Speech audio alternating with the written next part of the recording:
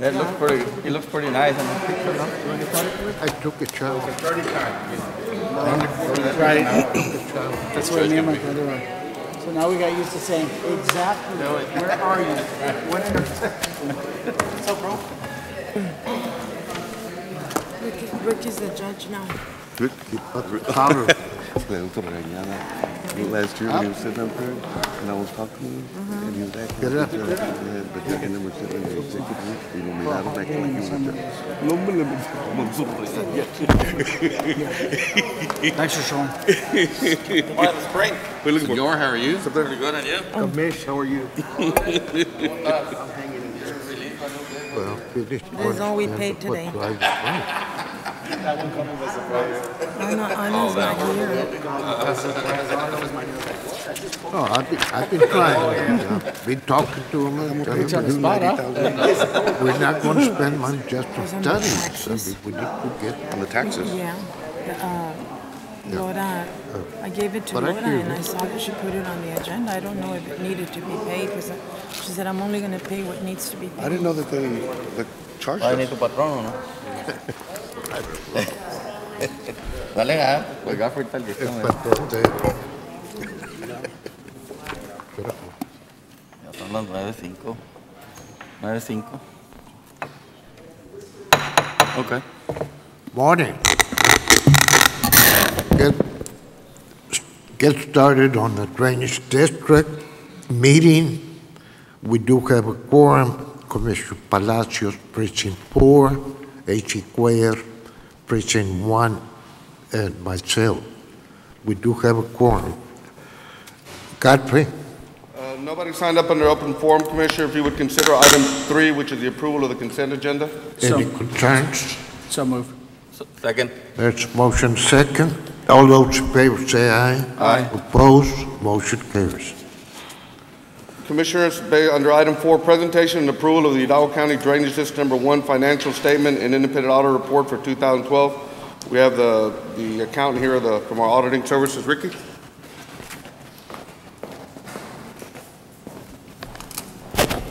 Commissioners, good morning. Morning. Again, my name's Ricky Longoria. I'm a partner with Burton McCormick Cortez. I was a partner in charge of the oversight of the audit, the independent audit of the county for the year ended December 31st, 2012. I'm assuming to some degree that you all were provided financial statements.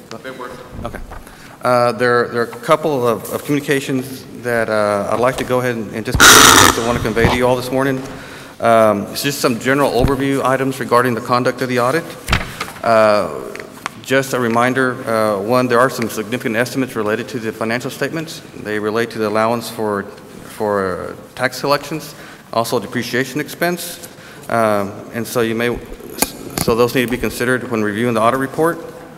Also, too, with respect to whether there were any disagreements with management during the course of the audit. Certainly, with respect to any audit, there's certainly some discussions throughout that audit about certain accounting principles, but certainly not anything that I would convey that would rise to the level of a disagreement with management. Also, too, confirming to you that we did receive a letter of representation that was signed by management. Also, too, with respect to the timing of the audit did run a little later than it did last year.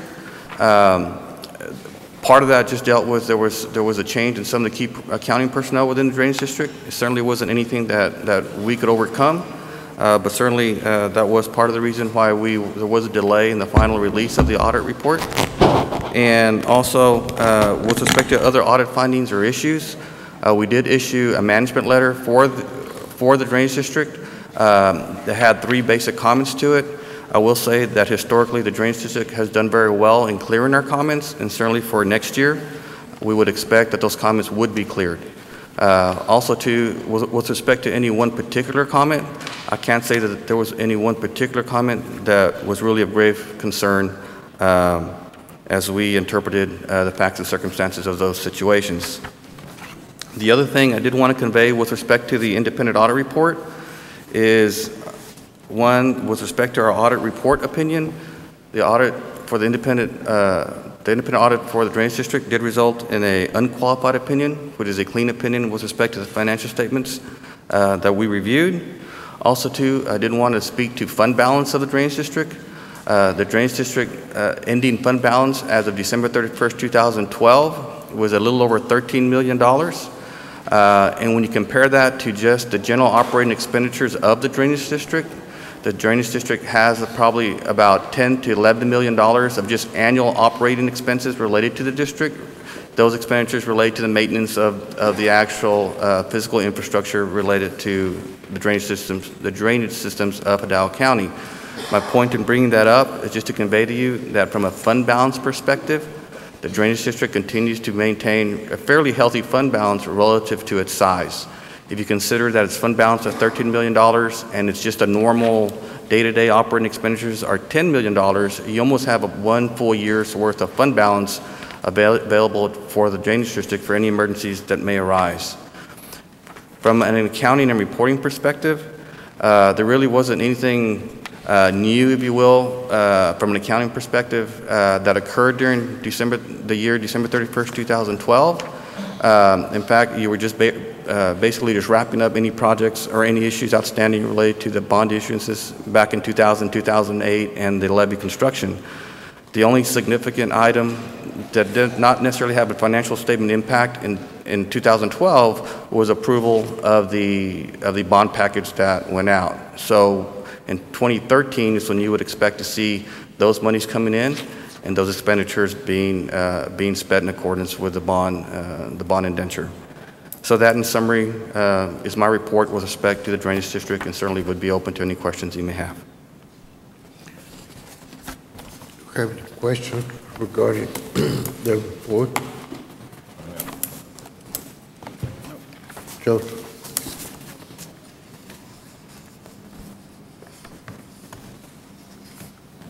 Move for approval of item number 4. Second. There's a motion and second for approval. All those in favor say aye. Aye. Aye. Opposed, motion carries. Godfrey, Yes, Commissioner. what I heard is we have a fund balance of, That's good. but is that enough though in case of an emergency? You never know what the emergency entails, Commissioner. As you're aware, in the past years, we've had concerns or had problems with weirs that would fail. So any one structure could have an impact of $2 million, $2.5 million. But I believe, as our audit indicates, we strive to maintain a fund balance to comply with the requirements of our bond issuances, and also try to maintain a fund balance to keep us in operation in case there's a major devastation on our tax base. As far as our structures, we're trying to go with TML to try to get insurance on as many structures that we have. So we'll have an insurance base to fall on in case we do have some catastrophic issues. We're also pursuing some issues with the Corps in regards that if we can get our program or our maintenance under their acceptance approval, that we have the ability to tap into federal dollars like FEMA we did one year in case we have damages or catastrophic claims. So again, we're very fortunate with the direction of the board to maintain the balance that we do and continue with the growth that we've got. Thank you. Any other questions, comments? Thank you, Mr. Longoria. Item 5, approval to review and update existing Drainage Advisory Committee. Last week when we presented, I believe Commissioner Cuellar was working on his nominees. I don't know if he's have them available yet. If you do, Commissioner, if you'd like to read them, or we can bring them back next week to give you more time. Yeah, I'll make sure it'll be better. Next week? Very good. Next week, Thank yeah. you, sir. So no action on item 5. Item 6, if I may proceed, approval of interlocal cooperative agreement between the County of Hidalgo and Hidalgo County Drainage Number 1 as it relates to the South Flood Water Channel structure. Basically, we're requesting to enter an agreement between the Drainage District and Hidalgo County. This is a project in precinct number 2. It's a South Fork drain. Under the ORCA money, you are doing some drainage improvements, Commissioner, and part of the bond issuance called for a pump structure to go in at the levee system. What we're trying to do is piggyback together so we would not have a double project going out. So this interlocal allows us to include in your bidding of the South Fork the pump structure, in which we will be responsible for the cost of that pump structure. We've coordinated with your engineer. It's a separate bid item, so the dollars are going to be very specific on the structure itself. Move for approval. Second. It's motion second. All those in favor say aye. Aye. Opposed? Motion carries. Under item 7, I'm going to pass this on to Paul to give you a report on, Commissioner. Then I'll answer any questions y'all might have. Yes. Good morning. We're going to pass the effective rate calculations and the calendar for the Hidalgo County Drainage District. So, my Chief Administrator, Eva Mireles, is going to do that.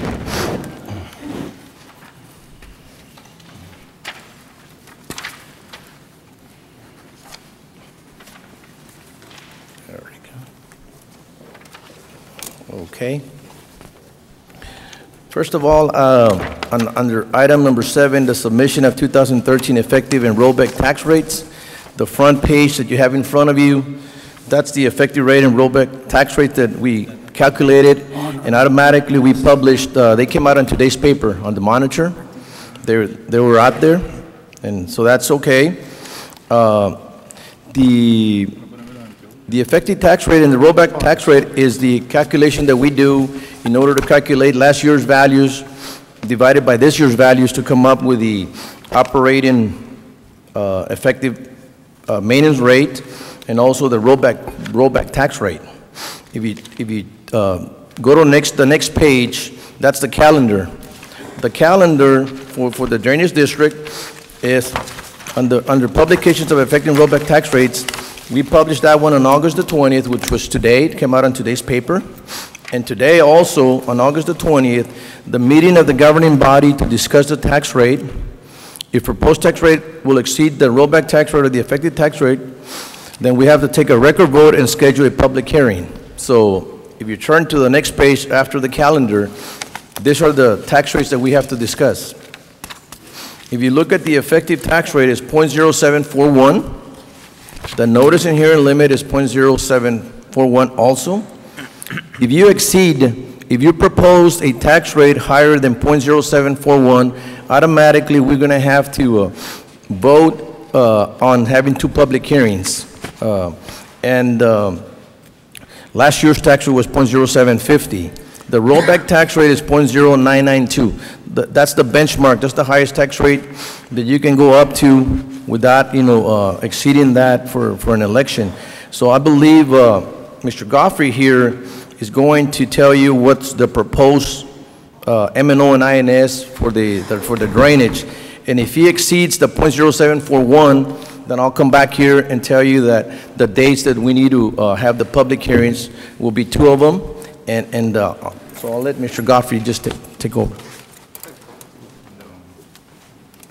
Judge, Commissioners, the way we're preparing this to present to this board is we're maintaining the same budget that we had last year. We're able to reduce the tax rate on the M&O from the 0.045 to 0.044 because of the increase that we had in valuation. So our M&O tax has gone down. The issue that we have for the board consideration that we have a new bond issuance that was sold, so that increases it by 0.0208. What we had told the taxpayers when we were selling the bonds that would not exceed 2.5 cents. So we are below the 2.5 cents on the tax increase.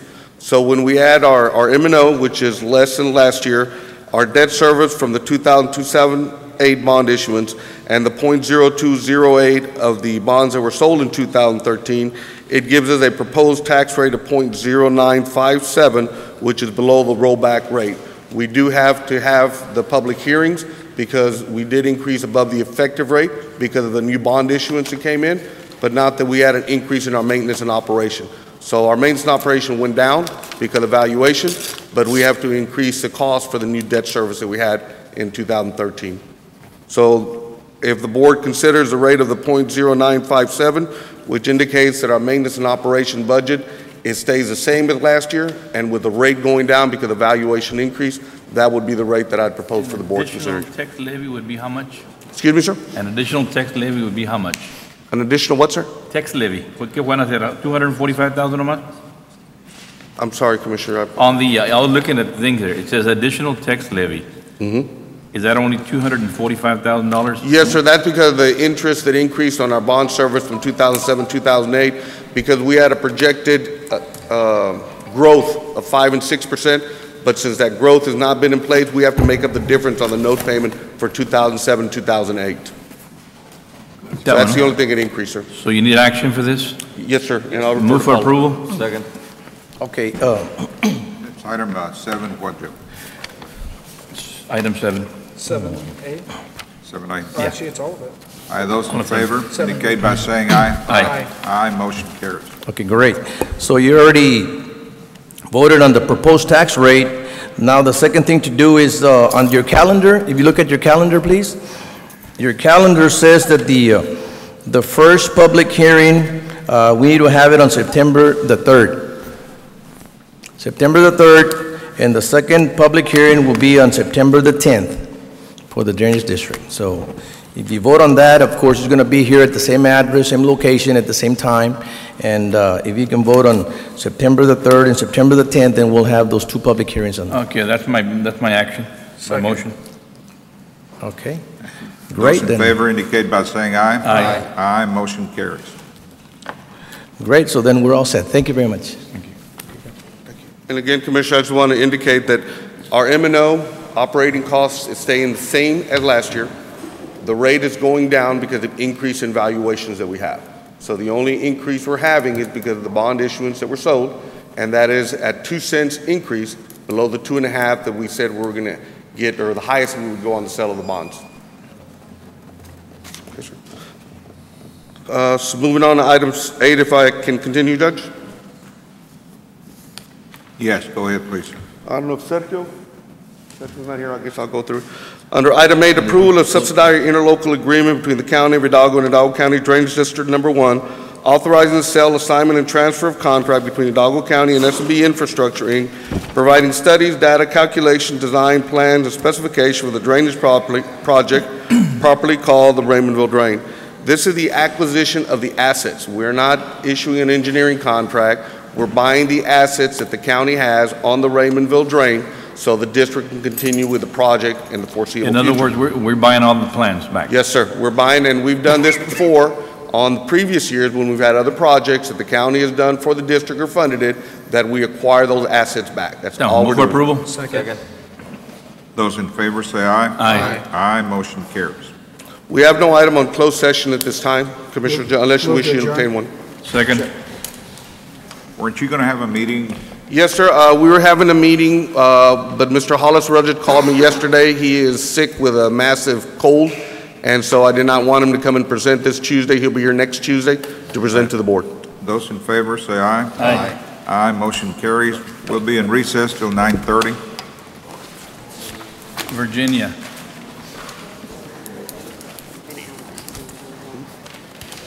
You said the enemies and...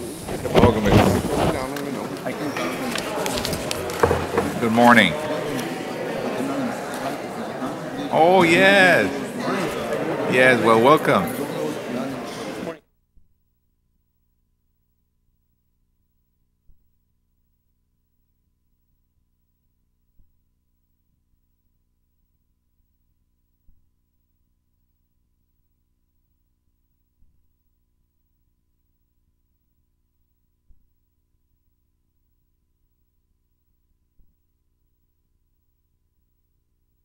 Good morning. We want to welcome you this morning to your Hidalgo County Commissioners Court meeting for today, August 20th, 2013. The entire court being present, we have a quorum. Please join us in our Pledge of Allegiance.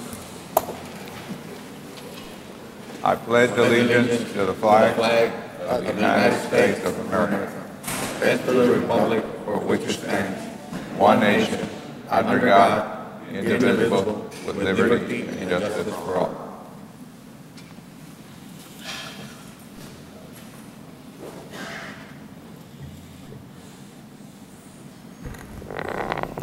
Dear Father in heaven, we come to you this day to ask you to bless this day. Thank you for letting us live in a country that's free, that we're allowed to give our own opinions and have everybody work together for a common goal, which is justice for everybody. And I ask that you bless everybody here, especially the commissioners and the judge who try hard to keep us on the path of doing good things for the county. Bless our nation, bless our state, bless our country, bless our families. Please, dear Lord, we know there's kind of rain around in our area. Please bless us with letting it rain. In the name of the Father, Son, and the Holy Spirit, amen. Amen. Amen.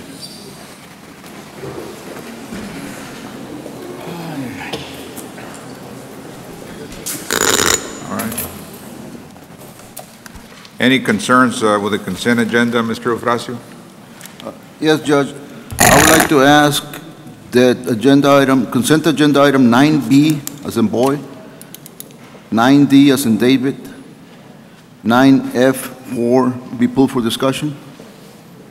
Move for approval. Consent agenda excluding 9D and 9F. Second. Those in favor, say aye. Aye. Aye, motion carries. Consent agenda item 9B,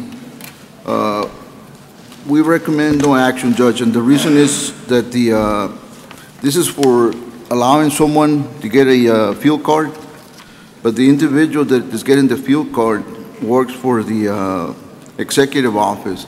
Right. However, the individual that is signing is the director of safety.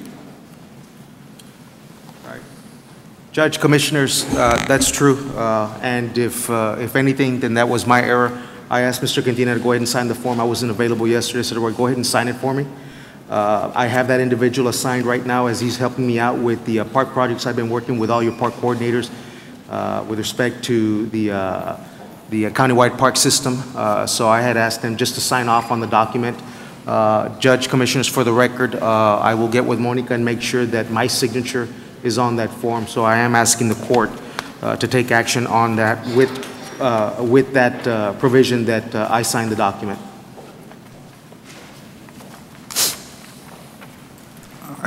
Did you say you're recommending no action also, brother? No, I'm asking for action with the provision that I signed the document. All right.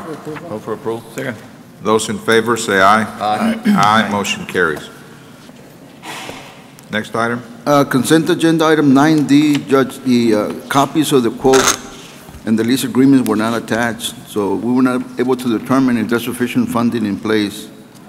So we recommend no action on that. I don't know, purchasing. Anybody here from purchasing? Is here to.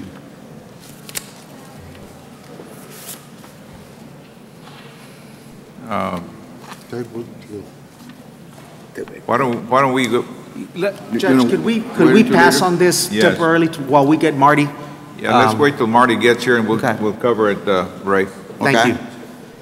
And the next agenda item on the consent section is 9F4, and that is just a point of information, Judge. The agenda caption should read Project Mile 2 North instead of what is stated in the agenda. We approve it with a... Yeah, just a correction, yeah. You can correct that, right? Move for approval. Judge, Commissioners, when that item was pulled, I believe Commissioner approved all of 9F.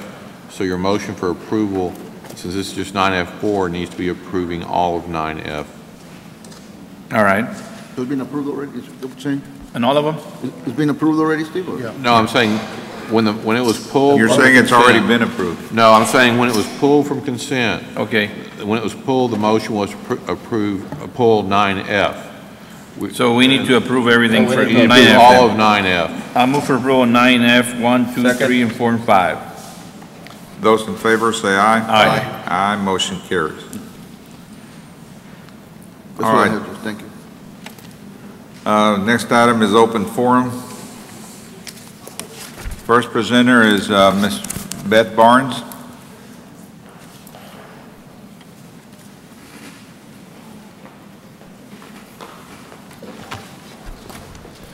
Morning, Judge and Commissioners. Morning. I know you think the owls are always complaining, but this time we have something good to say. Have you been to the Hidalgo County Juvenile Boot Camp in Weslaco? If not, you need to go. The owls have been there several times and for several graduations. It's an impressive place. It's run like a military boot camp, so the time of day you get up is the same. You go to bed at the same time, you study at the same time, you have your meals at the same time. Right now, it's one of the best top boot camps in the state of Texas. The boys are sent there have to have a recommendation by a judge. And this is a last resort for some of these boys.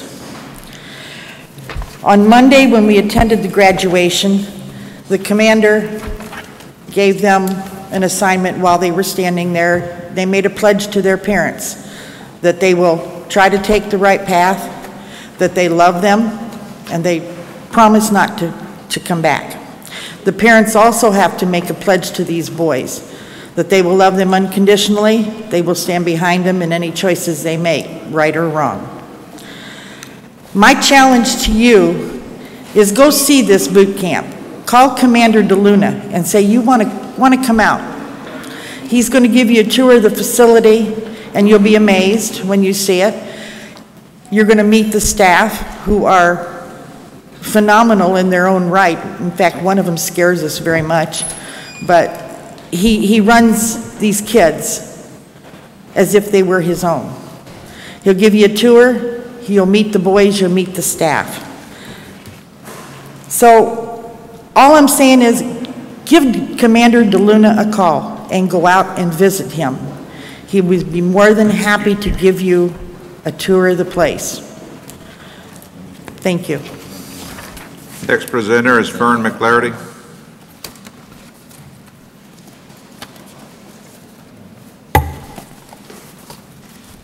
Good morning. I have two things I want to speak about. I see that we have people here today that were holding signs up that said, "Stop police chases," and I couldn't read what the others had said.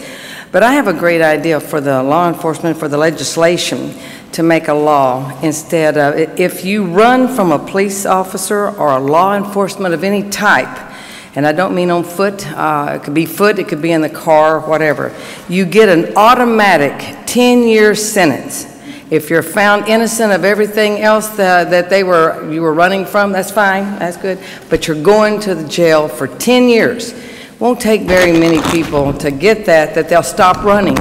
Just pull over when that police officer turns those red lights behind you. Face what you're going after. So I'm hoping that they'll think about that in the future.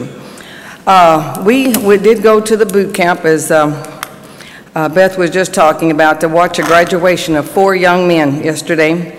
And the money that you all spend on studies of the rail and other projects like the rail could have been put to good use in these lives of these young men. You need they go there and they get guidance, and they need a place where they can learn what to do the right thing. They don't get this at home, from what we could gather. The boot camp is run so well. They're so conservative on how they spend their money, but they sure could use a little more money and your time. I am going to ask the county judge, I'm going to ask the commissioners at the next graduation, they only have 1, maybe 2 a year, if that y'all go over there and show the families that you care, that this is their last chance, because if they don't get it right this time around, they end up in the penitentiary. So I'm going to ask each one of you to show the family, show these young men, because they think, oh, the county judge has come, the commissioner has come, to in these lives, to make it important that that people care about them. And maybe when they start to do something, when their friends are asking them to do something illegal, they will remember and see your faces that you were there, and that might keep them from doing it. Thank you. Next presenter is Elia Mendoza.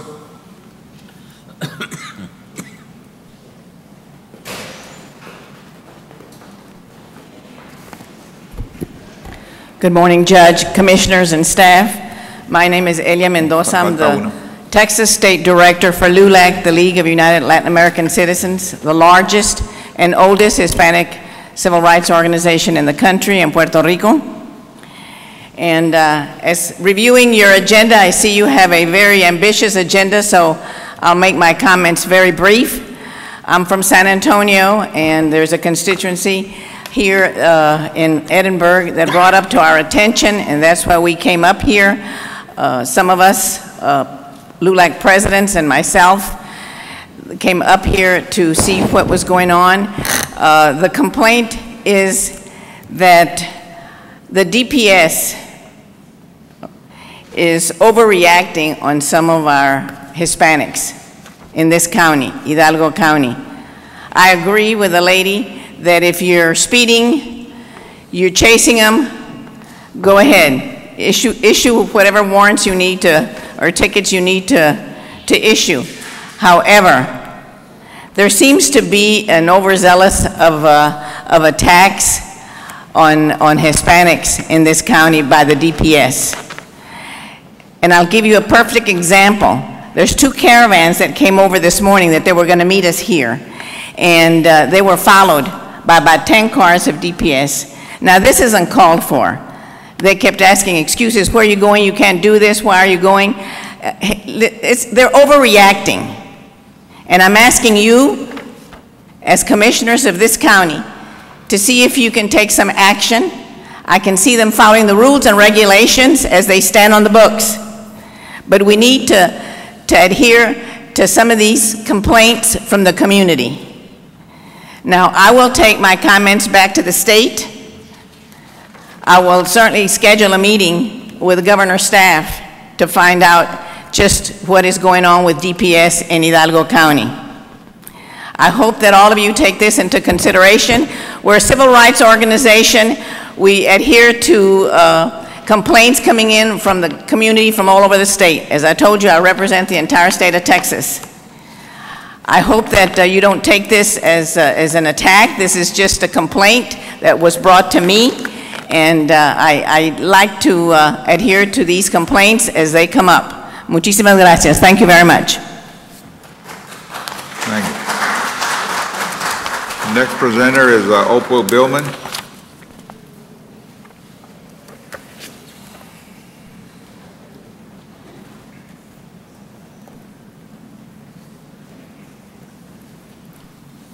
Good morning. My name is Opal Billman. I'm being held in police-enforced false imprisonment by court order in Hidalgo County. I am not all right with that. I do not believe the court has the authority to not only prevent me from going on land to which I hold valid deeds, but also to have processed me through 2 trials for doing so 5 years after the law required the case to be dismissed. The community property entered the court as 72 acres of land with capital improvements owned equally and undivided by Opal and Joe Billman.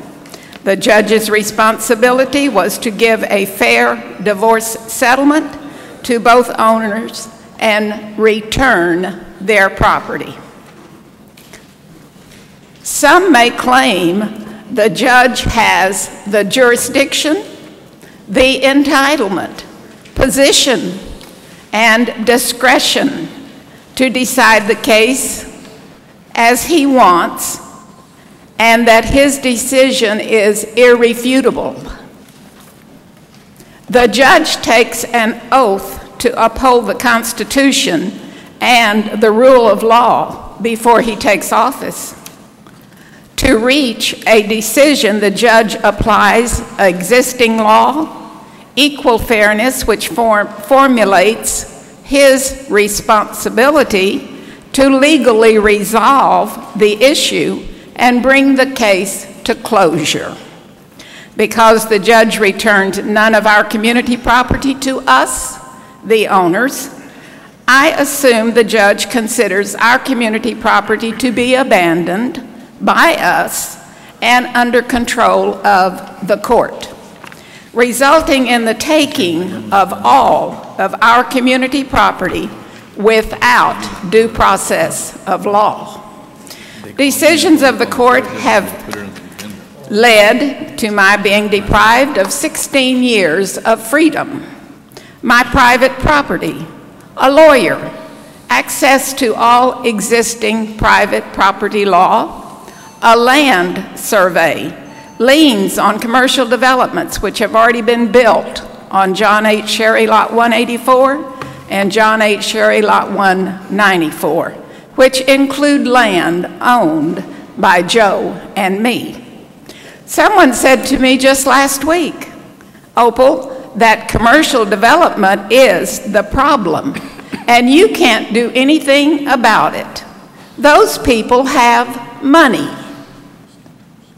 Texas state property law is that if anyone builds on land which they do not own, they can remove their building. Otherwise, it belongs to the landowner. That would be me. Thank you very much for your time. Next presenter, Virginia Townsend.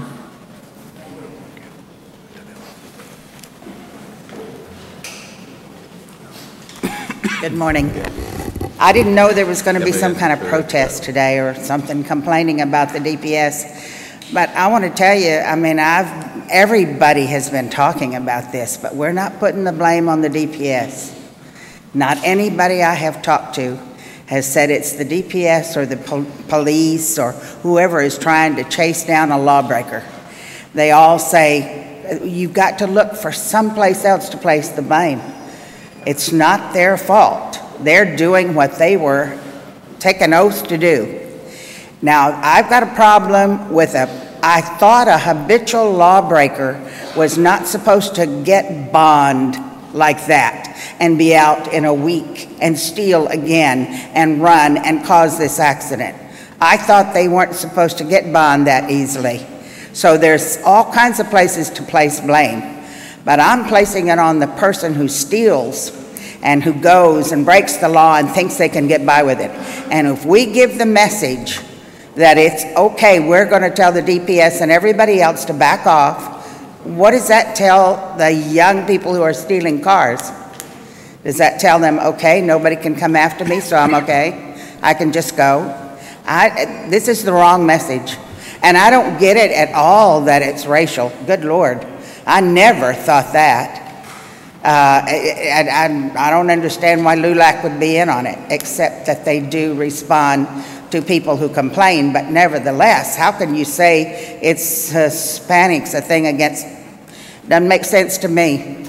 Nevertheless, I'm telling you guys, our job is to support our people who keep the law. That's our job. Thank you. All right. I know that, notice we have two elected officials with us. Judge Rodriguez, what item are you here on, Judge? Do you have an item that you're here on that we can move up? Okay.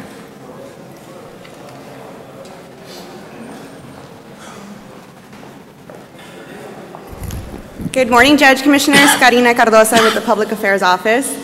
We're very excited today to announce that Hidalgo County received a national award from the National Association of Counties for participating in the 2013 National County Government Month. And so I am here today to present the award to Commissioners Court, but also to recognize all of the partners who helped make this possible.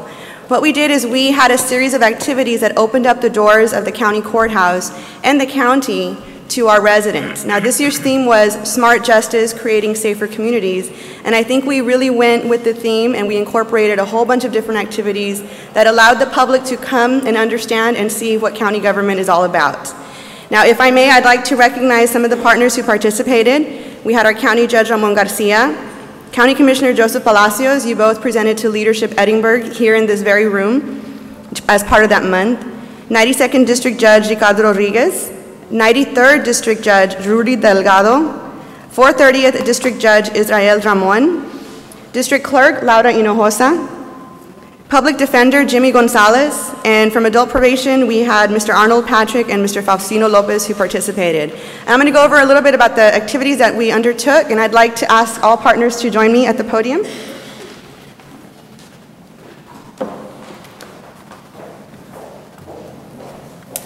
So we were actually one of only 6 counties across the country honored for the outstanding public outreach by the National Association of Counties as part of its 2013 National County Government Month Award program.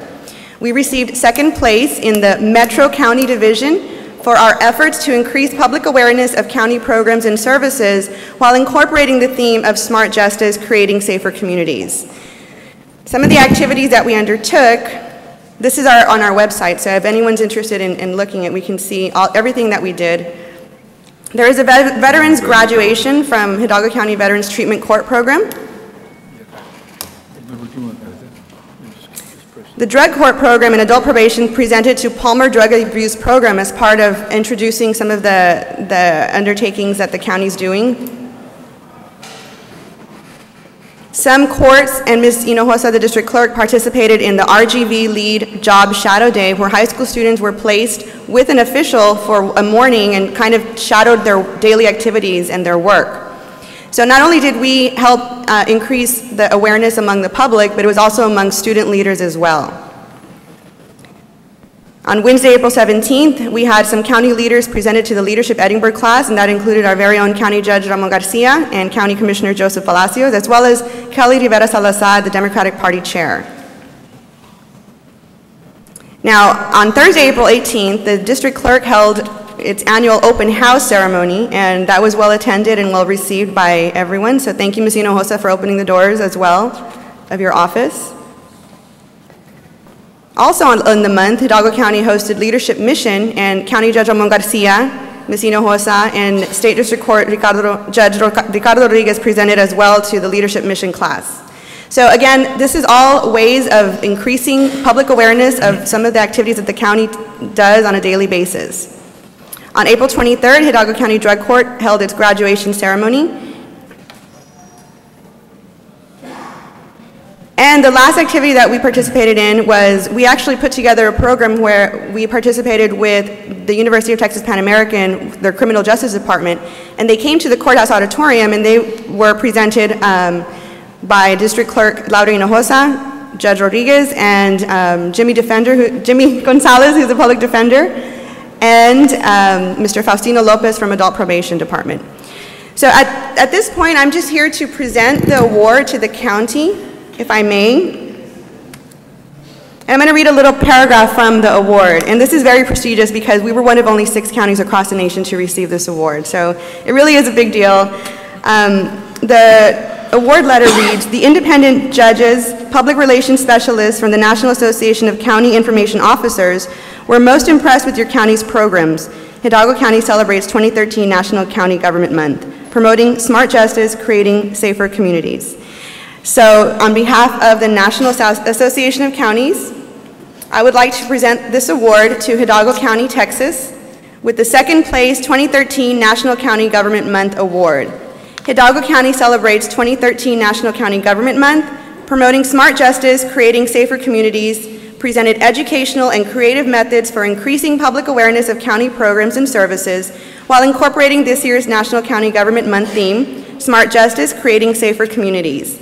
And this is by the National Association of Counties President Chris Rogers, as well as Matthew Chase, the Executive Director from NACO. And I would like to also announce that our county, as for receiving this award, received statewide and national coverage from some magazines, and I'll share this Texas Association of Counties County Magazine, which goes to all members of TAC.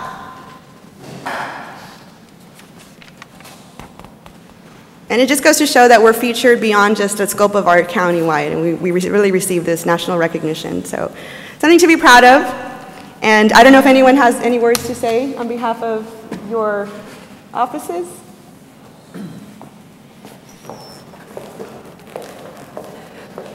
I'd just like to let you all know that Good morning, Ms. Hinojosa. sorry, Judge, good morning, and Commissioners, that not only was this something that we all participated in during National County Government Month, but as you know, last week we had our text file fair as well as our ribbon cutting, and the whole county came together again. We had the IT department, we had the judiciary involved, county clerk, district clerk, public affairs. So it's not just that during County Government Month, it's year-long that we're here to do what's best for Hidalgo County and all of our constituents. So again, thank you all very much for your support. We couldn't do it without you. Thank you. Good morning, Judge, County Commissioners. Morning, on behalf of myself and my staff, just like to thank you for the opportunity that you've given us. Obviously, everyone can see and enjoy the fruits of your hard work. And thank you for giving everyone else the opportunity to participate in these great programs that are available here in the County of Hidalgo. Thank you. Thank you, sir. Good morning, Judge, Commissioners. On behalf of the Hidalgo County Adult Probation, I'd like to thank you for inviting us to be part of this. And whenever you need anything, just give us a call. Glad to help. Thank you.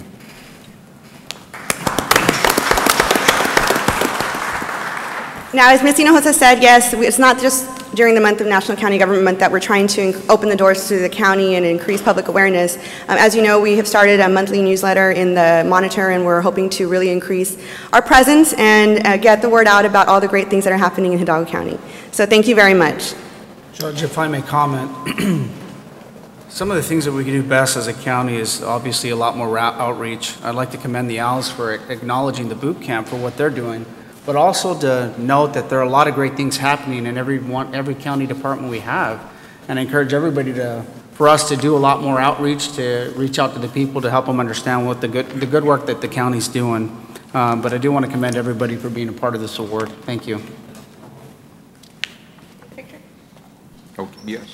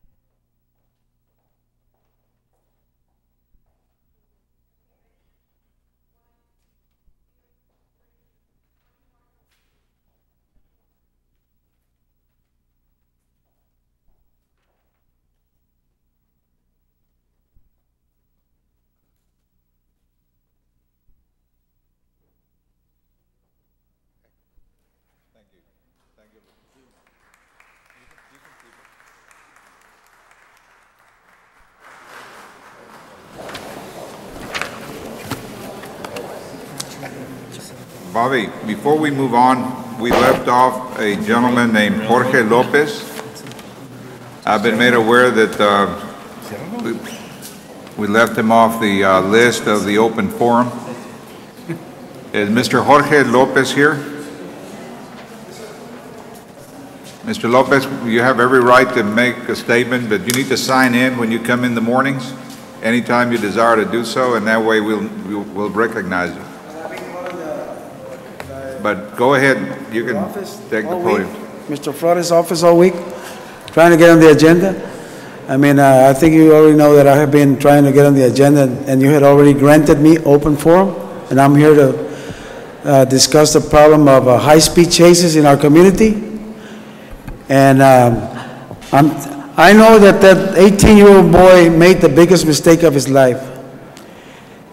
And I also know that the trooper involved was also irresponsible by pursuing this nonviolent young offender at over 100 miles per hour through the community and causing that 18-year-old to crash into a family of 6, killing 5 of its members. It was a horrible accident. And nobody has said anything about it.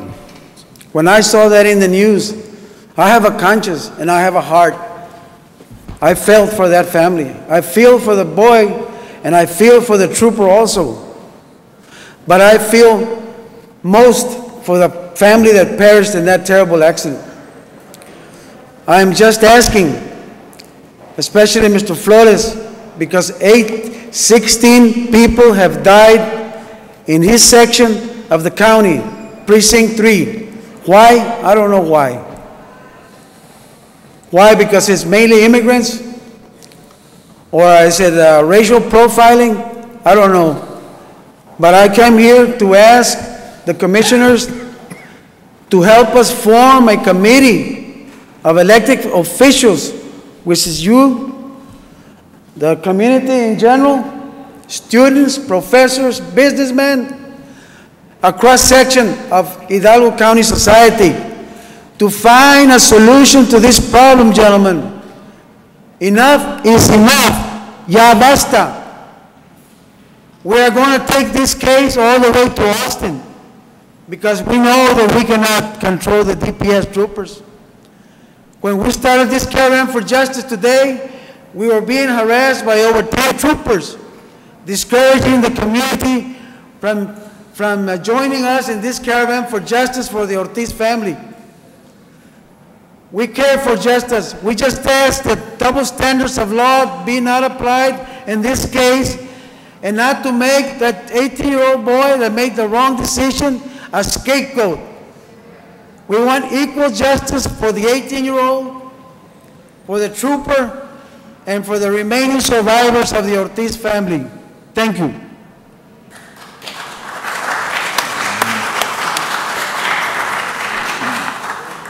All right.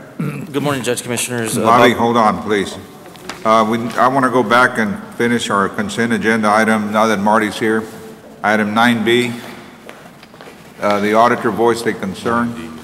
Judge, before we move on this issue here on the DPS, is there any way somebody in your office can meet with these people, see we can send a message to Austin? Well, what they're suggesting is that we have an agenda item placed on our agenda for discussion, so we can involve ourselves in coming up with some kind of a resolution, some kind of a statement. You know, as you know, our jurisdiction is not, the jurisdiction is not there. No, I understand that. He contacted my office 3 or 4 times, and I told him to call you. And he has. And I believe, you know, we need to do something, but it comes from Austin. Maybe talking to our senators and our state reps and our congressmen. I think it relates to the policy that DPS has, and I'm not sure how we can go about pointing out the problems with the policy that they can't already see. But well, just at least we can sit down with them and explain to them that, you know, we're trying to work to see what we can do for them. Okay. All right, Commissioner. On Marty? 9D, as in David, correct? Yes. No action we were premature in placing it because we have not had the vendor send us all the backup information. So no action on 9D. Have the rest of the issues been addressed? Yeah, the rest will be addressed. Thank you. All right, thank you, Marty.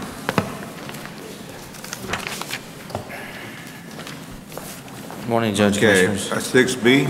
Okay, Judge, we have an approval of a letter and resolution support for the extension of State Highway 68. That's the highway that State Representative Mando Martinez had got some funding for, and today we have, they're looking for support because they're looking to do an extension.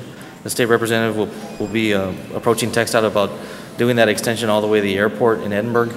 I think Rick's passing out the resolution, and I'll show you the map, but we do have Ramiro Garza from the City of Edinburgh and Humberto Garza from Filemon Vela's office here if you have any questions. Let me pass it.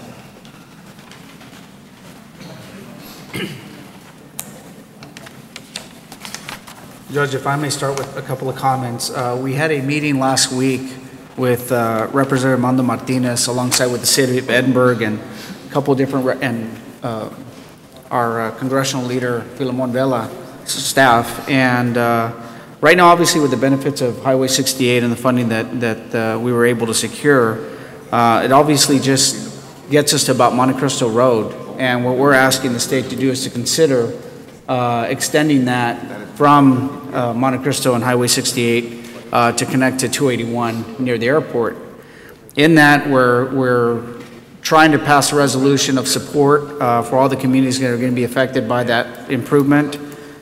We think it's important to preserve that and enhance that international trade corridor that we all call, and it has all its benefits for the construction of that roadway. But right now, the termini is going to be Monte Cristo Road. It's going to, and as well as 107. But I think it's important that we continue working with the state, MPO, and everybody to figure out how we can extend that section to go to 281. And I know Ramiro's here. I don't know if you want to make some comments. Thank you. Good morning, Commissioners. My name is Ramiro Garza, City of Edinburgh City Manager. The only thing I would mention is I appreciate Representative Martinez's efforts and all of your efforts in attaining funding for this section. I think what we're requesting is support for the alignment to connect to the 281 on 490 where the airport is. And in talking to TxDOT, what they've told us is they've said, well, we don't have funding. The funding is only up to 1925. And that's fine. That's what's been approved. But when they do the environmental, I think it's important that on the environmental that they study the alignment that's going to connect to 281, because more oftentimes than not, as y'all know, as funding becomes available, perhaps that section can also be tied in together. So we just think it's important that at this time, as TxDOT is in the process of hiring the engineering companies and everything, that they include the alignment that connects to 281. Because right now, State Highway 68 goes from US 83 Interstate 2 to 1925. So really the funding for, as far as we're concerned, that's State Highway 68. And they said, well, we're going to follow the RMA alignment in the future. And what we're saying is let's identify that route right now so that the environmental that's being done or that's going to be done on the funded portion could also be done on the future portion, because I think, this is important for connecting one part of the county to another.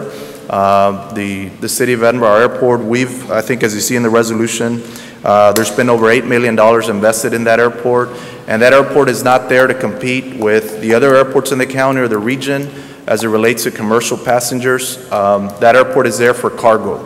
That airport is there for general aviation. For a lot of the reasons why the ports of entry exist, whether it's the Donna Bridge, a FAR Bridge on San Luis, we think this is a route that could connect them and give them a viable option. So we respectfully ask for your support. I think Representative Martinez is requesting this so that we can take this to TxDOT in their consideration. So I appreciate y'all's support. Move for approval. Judge. Commissioner, hold on this, how much extra money are you talking about on clear and environmental? Right now, we're not asking for any money at this point in time. We're asking the state to include it in their planning stages. Yeah, but how much would it be? Totally, the amount. I mean, it could be anywhere between 60 million on the construction aspect. On the environmental, just on the environmental. Environmental, I'm not certain. We haven't ran numbers yet, Commissioner. Yeah. But we believe if you look at Monte Cristo as a termini, right now we have a 2-lane facility right there. So if they're going to be discharging a 2-lane facility, it's going to, it increases mobility, but I think ultimately we want to get it to 281. So we're asking the state to consider including it. We're also asking to be partners alongside with the City of Edinburgh and seeing what else we can do to make sure that that termini gets to 281. And the ultimate goal is obviously achieved much sooner than later. I think it makes sense to divert our truck traffic through that particular route. It does. Ramiro, is this map,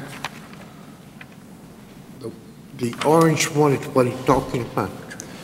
That is correct, sir. And that's not final. What you see there is some options that we have come up with to... This one shows it goes all the way to the FAR Bridge. Yeah, the way to 281. Military. We ought to be able, we're going to have that connector, or RMA is going to someday work on connecting all the bridges. Well, if you're going to get the traffic, so the FAR Bridge, you need to connect it to the road. And this is not part of the request, is it? No, this section, the request is just from Monte Cristo up to 281. Well, that's what I'm saying, but why don't we include the whole process all the way to the Park Bridge? Well, and that's approach, Commissioner. I think what we're doing is we're also approaching the city of Forest on Juan, Alamo, all of them, because at the end of the day, it becomes one of those conduits within a road system to facilitate a lot of truck traffic away from the interchange. And also precinct 2. Yes, sir.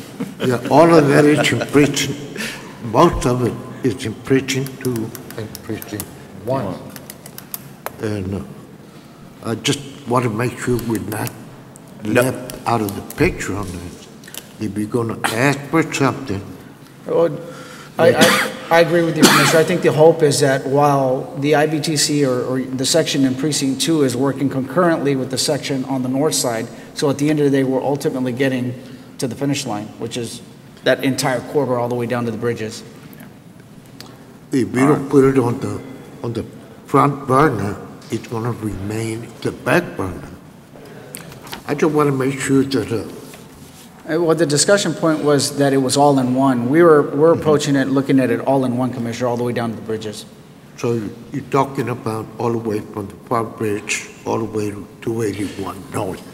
That's our goal. We want all the bridges I know what the goal is. Right. Is this included on what you're asking? Yes, it is. Okay, and I have absolutely no problem with that. I think the only reason we came with you from 83 to Monte Cristo beyond that's because that's a portion that's been funded by TxDOT. And as they're going to hire the engineering firms and everything, I wanted to make sure they included the whole route. So I have no, excuse me? This resolution will take us from Monte Cristo to 490. To 281. Correct. Right. Well, we can add, I think with the commissioner's point, I have absolutely no problem. The more ports of entry we connect to a designated truck route, the better. I mean, I think that's only going to help mobility. I think what the Commissioner's trying to support is that as we're eagerly looking for additional funds for that northern sections, that we equally fight for the funds necessary to build the southern section, which is the IBTC, which I completely agree. You have to have that component with it as well for it to ultimately work. What I want to do is make sure that that area is considered along with any the south side. resolution. Right. Be part of the resolution. Judge, the letter and the resolution were not attached to the agenda caption or the agenda item, so we weren't able to determine if there's a fiscal impact to the county. There's no impact. No From what I impact? read, Okay. the resolution just states that we strongly support the City of Edinburgh's request for the Department of Transportation to extend the limits of State Highway 68 to the Edinburgh Municipal Airport. Okay.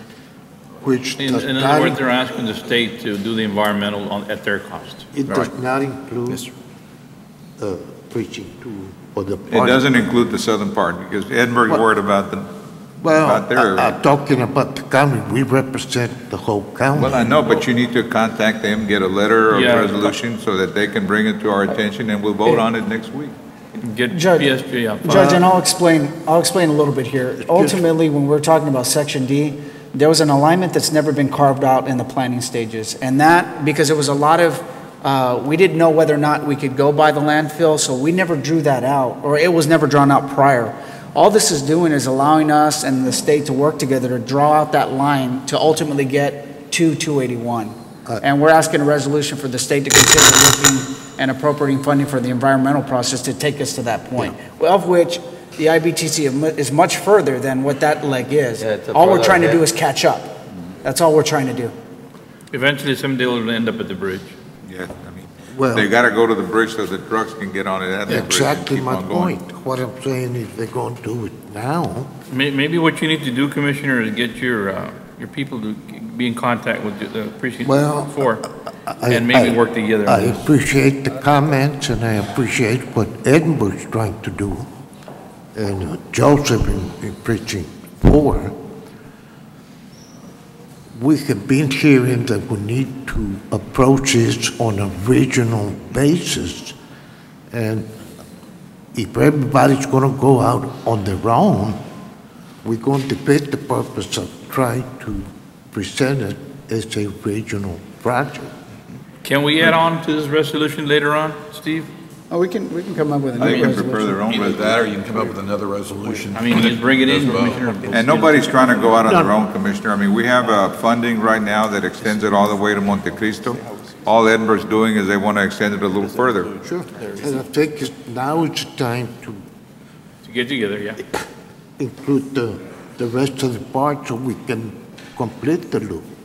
Judge, and I'd like to, if I may just at least close with one comment, it's not going on our own. We have been beneficiaries of $84 million, and it's just all of us working independently on something that, for a common goal, and I think that we're blessed, and we just want to be able to do our job in our area to draw out and ask the state for more help. No And I different think than what the I'm trying to IBTC is. do We're just doing our job. in our area, which includes precinct 1 and precinct 2. But that's fine. This is additional money, right? It's not from the RMA? No, It's not from the additional money RMA. y'all got together and worked with the state? Yeah. All right. Armando's Martinez and them, yeah. And just to help further clarify, if I can, in closing, the reason we came with just this section, Commissioner Palacios, is this relates to State Highway 68.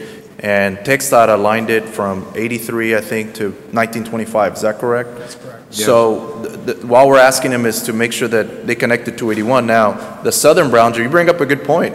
We need to make sure that it's connected to all the ports. Can we do that and amend this? I have no problem with that. We want to make sure that the trucks come off the ports of entry and are able to seamlessly get to 281. I mean, that's our goal. That's the whole purpose. So the fact, if we need to add them, I think we should. I think we just need to make sure that we work with all the other parties, RMA and everybody else, so that this is the designated routes we're going to do, so. It may require you to contact the city of FAR and Donna and RMA. We've done so, Judge. Actually, I think we're meeting tomorrow in Wesco, I think. All the cities that are affected by this are meeting. We've been meeting, and I think FAR is included also, Commissioner. So I'll call Fred Sandoval also and make sure that, he's present. But by all means, this is to connect, all those areas to 281, so. That is my concern. Make All sure right. that we include the whole. So you need action for this? Yes. Move for approval? Yes, sir. We'd like to send this to TxDOT if we could, sir. Those in favor, say aye. Aye. Aye, motion carries. And item 6C, we need to appoint a representative and an alternate to Amigos del Valle Board. Who do we have right now? Commissioner Tito Palacios, I'd like to reappoint him. Second. And those in favor, say aye. Aye. Aye, motion carries. And who's your alternate, sir? Raul Chilguero. Okay. That's mine, okay. Need a motion to reappoint Raul to be the alternate to this board? Second. Those in favor, say aye. Aye, motion carries. Item 7, Mr. Guerra. Thank you, Judge, Commissioners. There is no action under item 7A, 1, and 2 unless there's action to be taken further down the agenda. No action under item 7B, 1, 2, and 3. Judge, Commissioners, item 7C, I'm going to ask Mr. Longoria to come up to the podium. Judge, Commissioners, item C is presentation and acceptance of independent audit report for the year ended December 31st of 2012. Mr. Longoria? Good morning, Judge. Good morning again, Commissioners. Good morning, sir. Good to see you all again. Again, just for the record, my name is Ricky Longoria, audit partner with Burton McCumber Cortez. I was a partner in charge of overseeing and managing the audit of the County of Hidalgo for the year ended December 31st, 2012. I believe, at least I'd hope that you all had received a copy of the comprehensive annual financial report. And I believe, and in fact, I actually see them handing out some additional information that I'll just be touching on as part of this presentation. Just from a big picture overview standpoint, I did have the opportunity to meet with most of you all to go over our audit report already. Also, I've had exit conferences with the county auditor and as well as the department heads of the 3 different agencies that are within the scope of our audit, which include the Head Start, Urban County, and Community Service Agency. I will admit I'm still pending 1 exit conference with Ms. Sedna. In fact, I see her here today. But certainly we will be following up with an exit conference with her. Again, just from a big picture perspective, in terms of the timeliness of the audit, we were able to issue the audit report by June 30th of this year. And certainly, that was one mile marker, if you will, or important date, because that is the date that the county auditor's office wanted to submit the audit report to the GFOA. There had been some discussion last year, and some of you may or may not remember, about trying to get the audit report out sooner. By May 30th, in fact, I think the cutoff date that was discussed was the date of May 31st. Unfortunately, that date could not be met for a variety of different reasons. But again, the June 30th date was met. In terms, again, just big picture overview, there is a letter to those in charge of governance, which is this board and this body. I would encourage you all to take a look at it just when you have an opportunity. It does speak to various items with respect to the audit, things such as the conduct of the audit, whether there are any disagreements related to the audit, and things of that nature. So I would encourage you to take a look at it at your leisure. I'd like to speak to the actual county audit report and the numbers contained within the audit report. In fact, even before I do so, let me say that in terms of our audit report letter, in our opinion, which is probably the most important thing that we do and is expressed in our opinion, it is an unqualified opinion for this year, consistent with that of the prior years. And just in layman's terms, an unqualified opinion is considered to be a clean opinion, if you will. I wanted to touch on, certainly from a financial perspective, I wanted to speak to fund balance. And certainly a discussion on fund balance is something that we have every year. And so you all are no stranger to this discussion. Last year, again, you may or may not remember, I did actually present a graph where fund balance had been several years ago, how it had actually trended upward over the years. In fact, last year, the unassigned, unreserved, undesignated, whatever term you would like to use or you're comfortable with, had trended up to probably one of the highest unreserved, undesignated fund balance that the county had been able to enjoy in really in many years. It was in excess of $36 million, I believe. As of December 31st, 2012, unfortunately, if I had graphed it for this year, you would have seen, a trend line going down. And this year, the unassigned fund balance is $21,594,957. Again, 21 this year versus 35 or 36 million last year. More from the perspective of reinforcement. Certainly, the county has its own fund balance policy, and that policy says as long as your fund balance ranges from, I believe it's from 10 to 15%, then that is a fund. Then at that level, you all are comfortable. And certainly, the fund balance I'm speaking to falls within that range. It does not fall within the upper limits of that range, being the 15%. But if you look at the lower limits, then it does fall within that range. And certainly that percentage analysis is something that I'm sure you've heard financial advisors speak to and things of that nature. And I would say that that's relatively fair. But there are also other benchmarks out there, and I just want you to be aware of them. For many, many years, the benchmark for fund balance was actually 90 days. That was what folks would always try to achieve. And if we had used a 90-day marker, then the county would not have been within that range. The new normal, if you will, as governments have had to struggle in maintaining fund balance, the new normal in days has trended down to 60 days. And if we had used 60 days as a benchmarker, the county, again, would not have met that benchmark. And so you're somewhat caught between, yes, you're in compliance with your policy, but certainly if you looked at other benchmarks, you would not have been. The fund balance at 21 million versus a $36 million fund balance last year. In 1 year, the fund balance went down over $15 million. And so with $21 million as of December 31st, 2012, and again, unfortunately, we as auditors are historians because we don't know what the current status of the fund balance is. But if you were to have another year similar to in 2013 that you did in 2012, then the fund balance would certainly be in the $5 million range. And so the point of just going through that exercise is just to continue to emphasize the importance of fund balance. And really a reminder that fund balances can be generated one of two ways. fund balance can be generated, and I think ideally most governments would be through cutting of expenditures and efficiencies. But there's also the revenue side of the component, and certainly I'm not here to advocate a tax increase at all, but certainly just ensuring that any revenue that is due to the county, irregardless of the funding source, that revenue does come back to the county and into the county coffers. And so that would be my point related to fund balance, and something that I know that we've discussed on an individual basis, and I just wanted just to reinforce it once again. Any questions on that particular point before I move on? Okay. The other point I wanted to make just really relates to management letter comments. Related to what, sir? To any comments or management letter comments that were derived during the course of audit.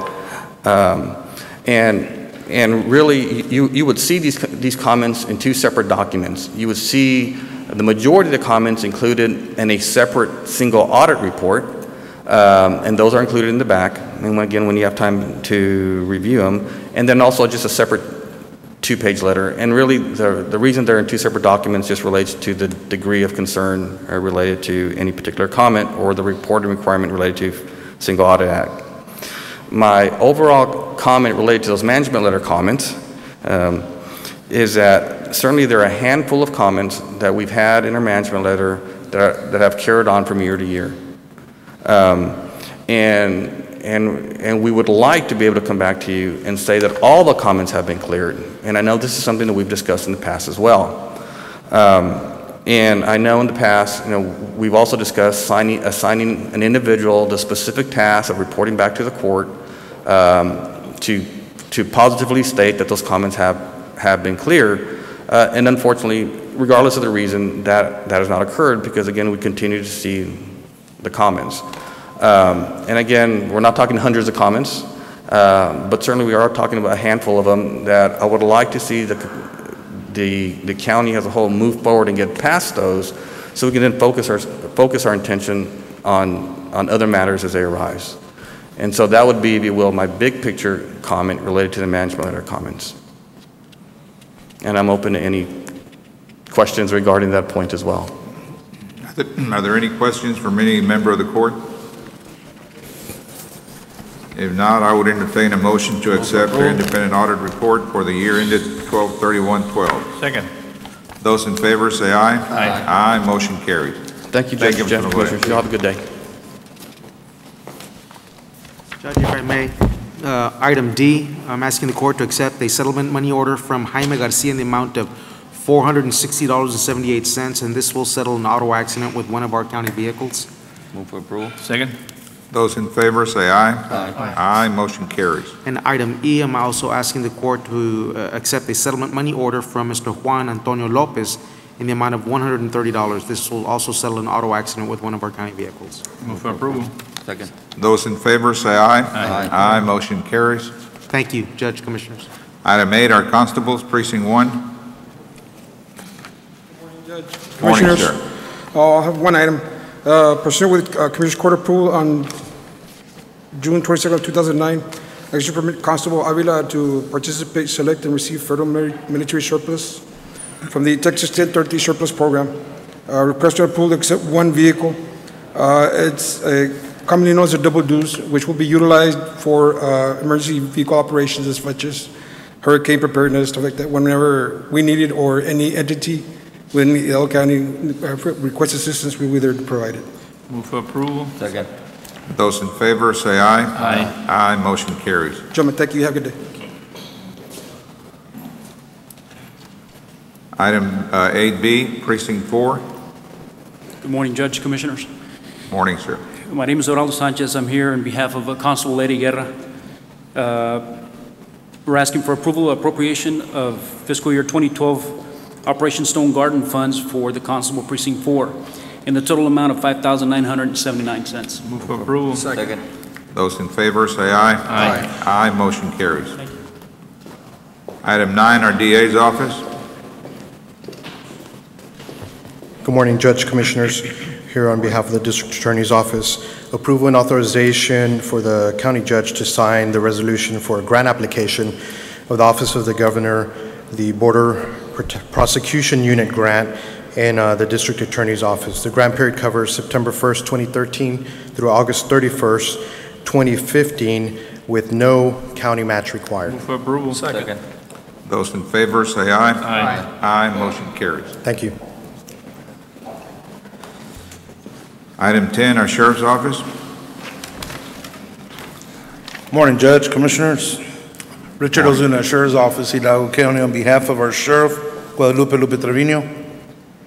Item 10A, is authorization and approval of interlocal agreement for the E911 Public Safety Answering Point, PSAP services between the LRGVC Development Council and Hidalgo County.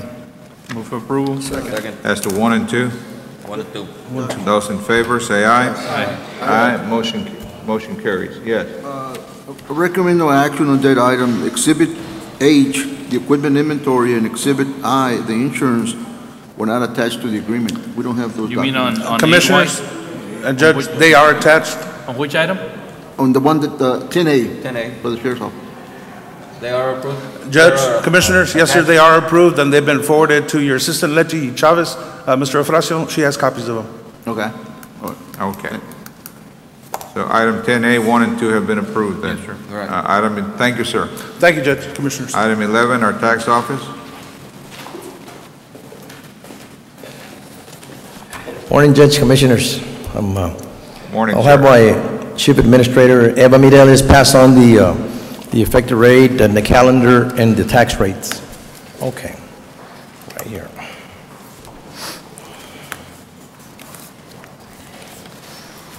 Okay.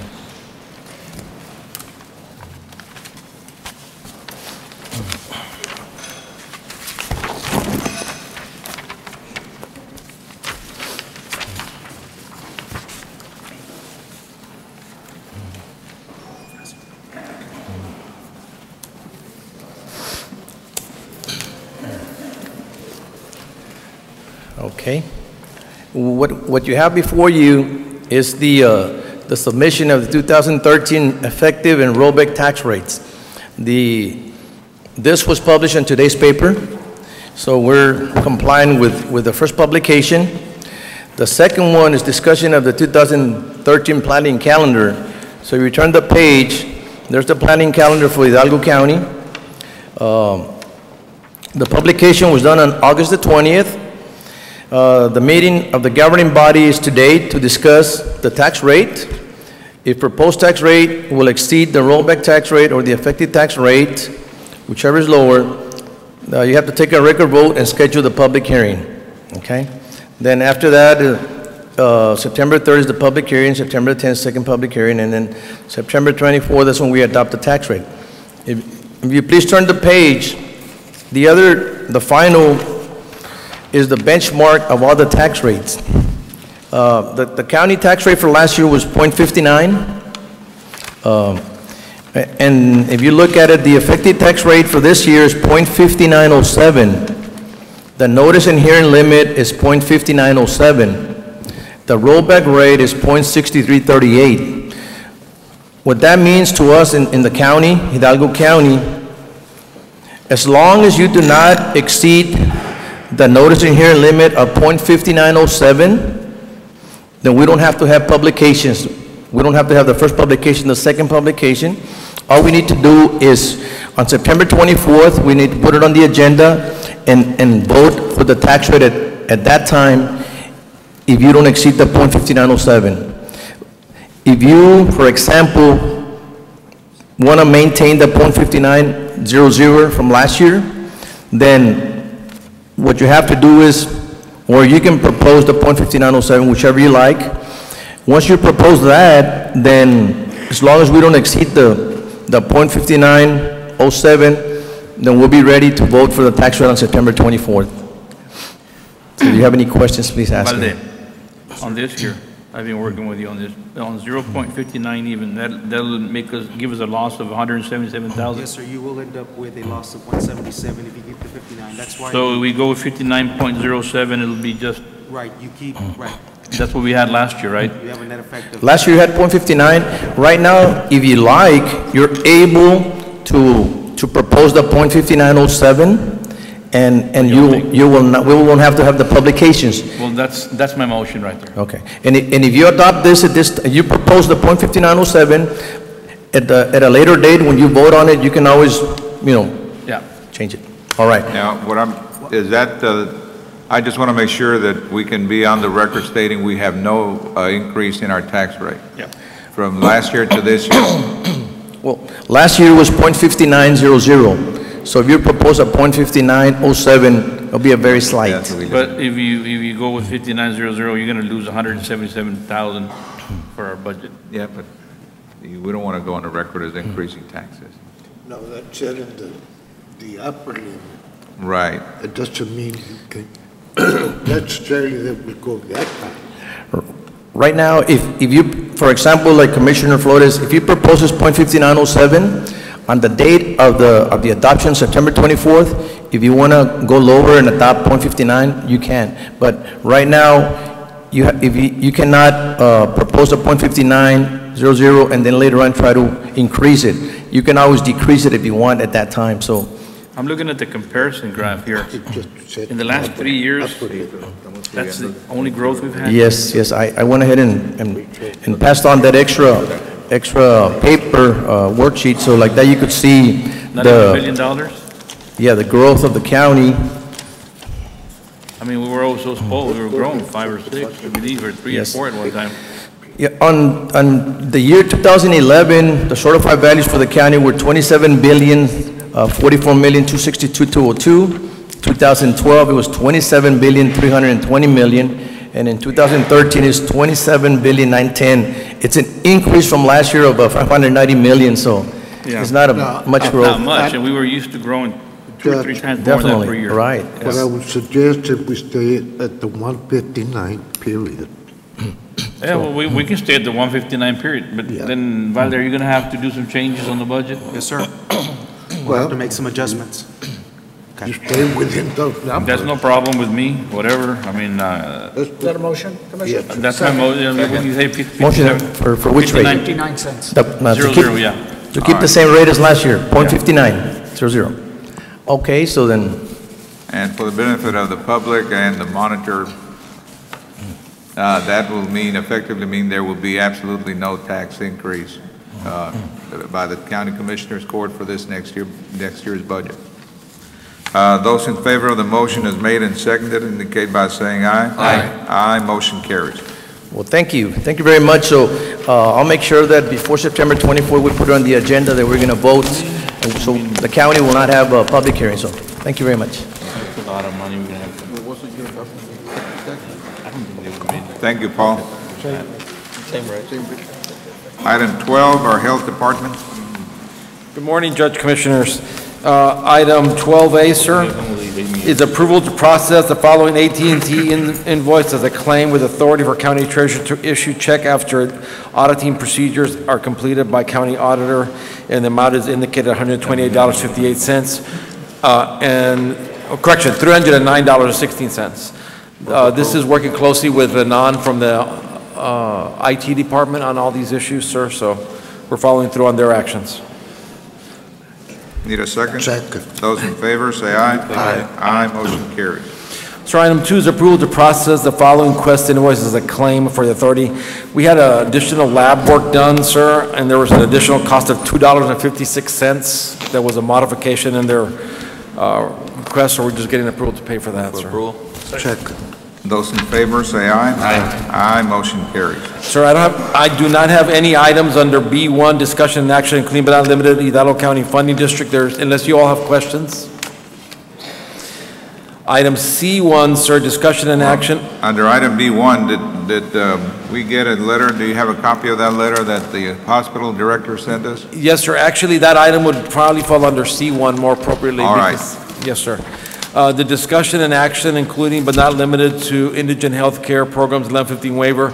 The item from the hospital, sir, was a letter we got from the hospital group in regards to the potential budgetary adjustments this year being recommended through the budget meetings that have been held by Commissioners Court over the last few weeks in regards to a decrease of our $8 million contribution to uncompensated care and decreasing that amount to $4 million as as discussed in the meetings, there's a concern by the hospital group in regards to their impact and the impact on uncompensated care within the community, sir.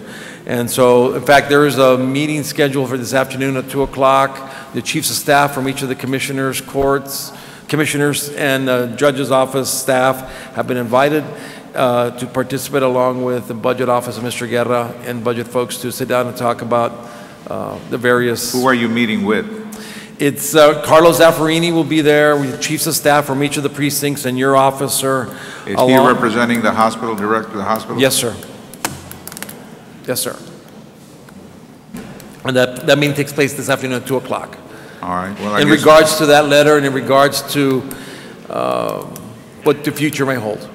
Right. The issue there is, last year we contributed $8 million. That's correct, sir. And this year we've been talking about cutting it down to $4 million or some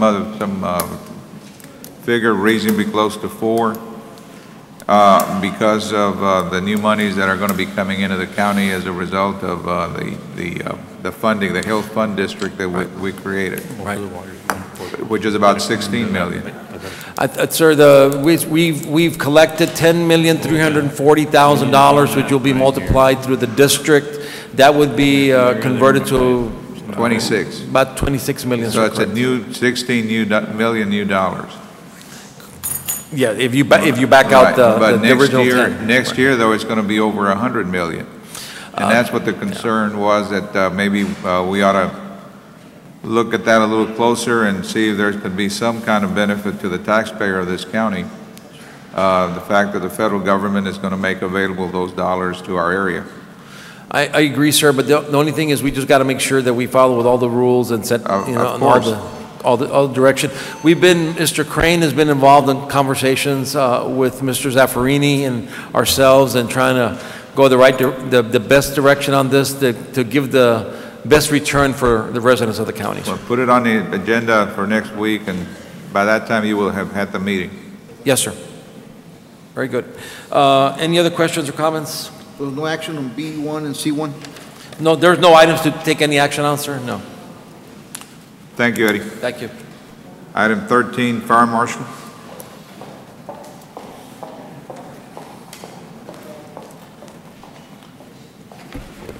Good morning, County Judge, Commissioners. Morning. I'm Zulema Cavazos with the Fire Marshal's Office in representation of Juan Martinez, and we are requesting approval to process the following invoice as claimed with authority for County Treasurer to issue check after auditing procedures are completed by County Auditor. And it is for Verizon Wireless in the amount of $1,455.32. Move for approval. Those in favor say aye. Aye. Aye, motion carries. Thank you. Item 14, I don't believe we have a report. Item 15, Urban County.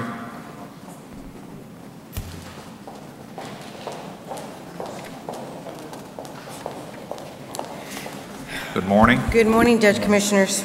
We only have one item on the agenda today, and this is a request on behalf of Precinct 3 requesting consideration and action to award and enter into a construction contract with GP7 Construction, Inc. for a 2006 street improvement project in the amount of $58,520.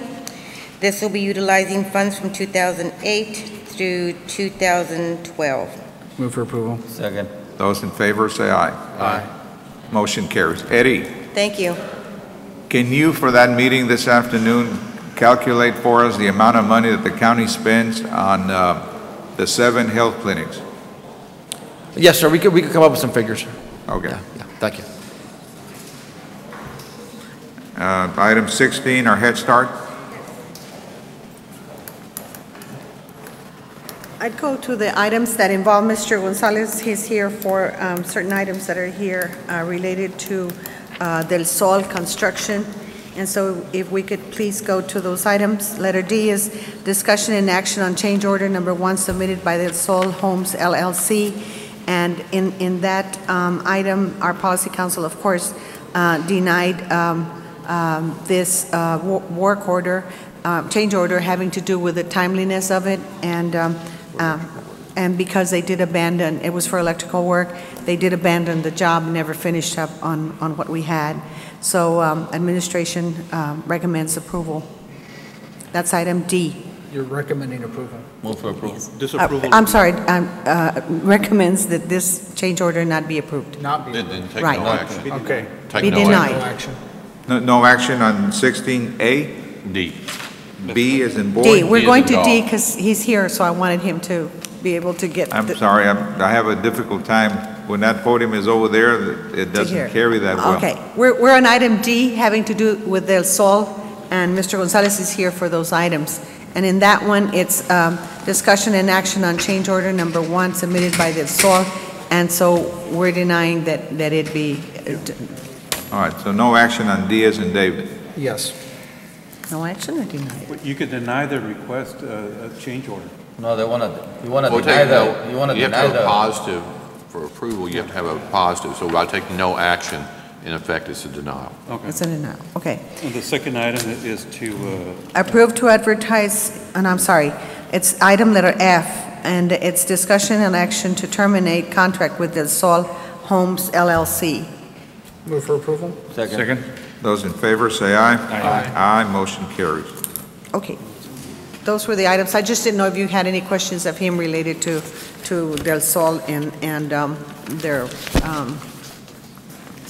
work with us. Okay. Thank you. Now I'm going to item letter A, and that's the discussion and approval of adjustment to Head Start hours of operation. We would have our day start at 7:30 and go at 5 to 5:30.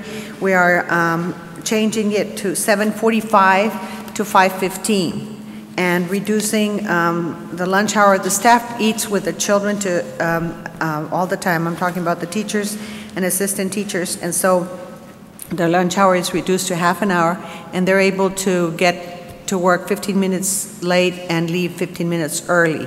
And also that cuts the nap. We were having our children nap because of supervision reasons, nap 2 hours, and the nap is cut to just 1 hour.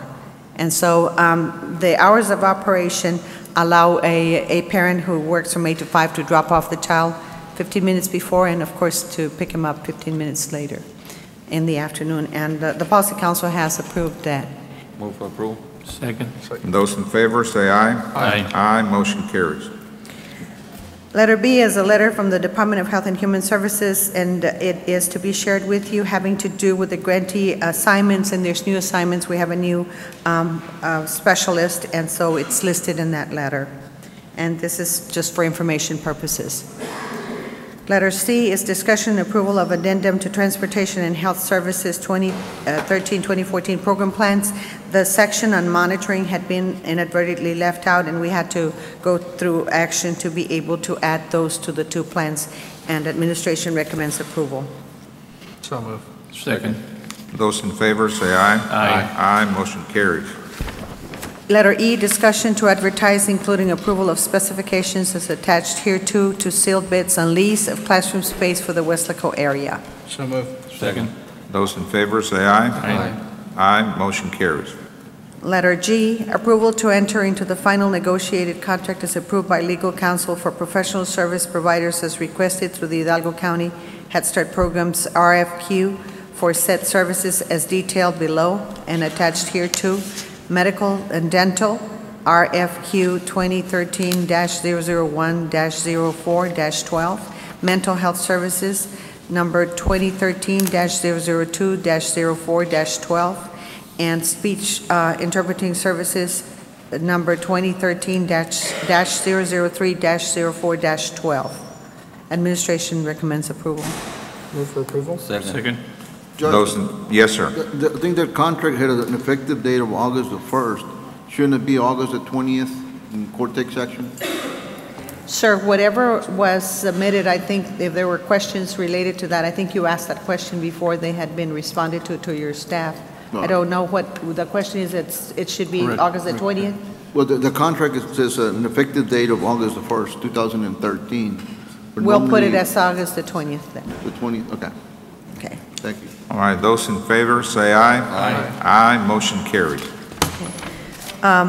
Discussion and approval to extend interlocal agreement with South Texas Cooperative to Region 1 Education Service Center for the purpose of purchasing all food commodities, uniform supplies, and services. Move for approval. Second. Those in favor, say aye. Aye. Aye, motion carries. And the last one, discussion and approval of memorandum of understanding between Hidalgo County Head Start Program and the Community Development Corporation of Brownsville, CDBG, and Community Resources Group Incorporated, CRG. And this is for the purpose of some services that are going to be provided in training our parents in finances. And they're free services. Move for approval. Second. Those in favor, say aye. Aye. Aye, motion carries. Thank you very much. Thank you, Teresa. Yes. Item 17, Precinct 2. Good morning, Judge, Commissioners. On 17E, we need to make some corrections, Judge. We're going to take no action and bring it back next week. All right. Also, Judge, 18A, 1 and 2, we're going to take no action until next week.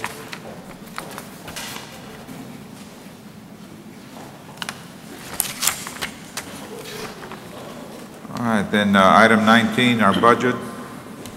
Good morning, Judge Commissioner. Sergio Cruz, Department of Budget Management. Item 19A is discussion, consideration, and approval of a hiring freeze through the remainder of fiscal year 2013. We're requesting that this be effective for any vacancies beginning effective today. We're estimating that it will yield an additional $500,000 in lapsed salaries if we were to approve this. Requesting approval. Sergio, yes, sir. Is this applied to general fund departments, or what? It applies to everybody? It would apply to everybody. We're requesting that all Commissioners Court departments would be required based on this approval. Elected officials and appointed officials would be. But what if somebody, say, quits and you need a truck driver? You can go ahead and hire that, right? Yeah, that's going to be my question right there, because the delivery of service, there could be a problem when we lose a truck driver who's there to pick up bins and things like that. It could affect the operations of certain departments.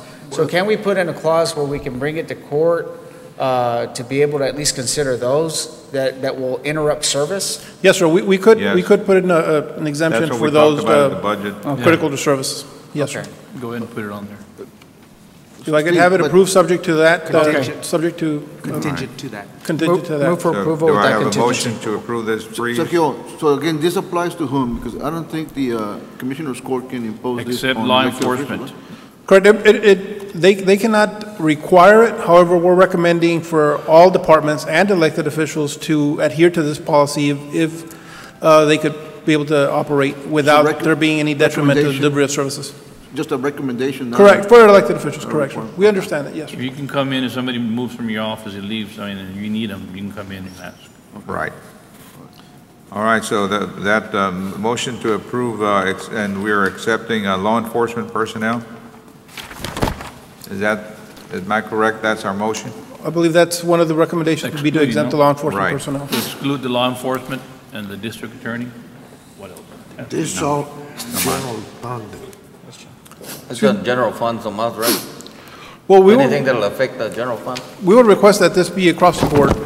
Well, but we have an exception. You're saying except law enforcement. Yes, well, that's the court's recommendation to be Why don't we exempting just law take enforcement and general fund? the judicial. Yeah. In the courts also, you say? Exception, the law enforcement and the courts?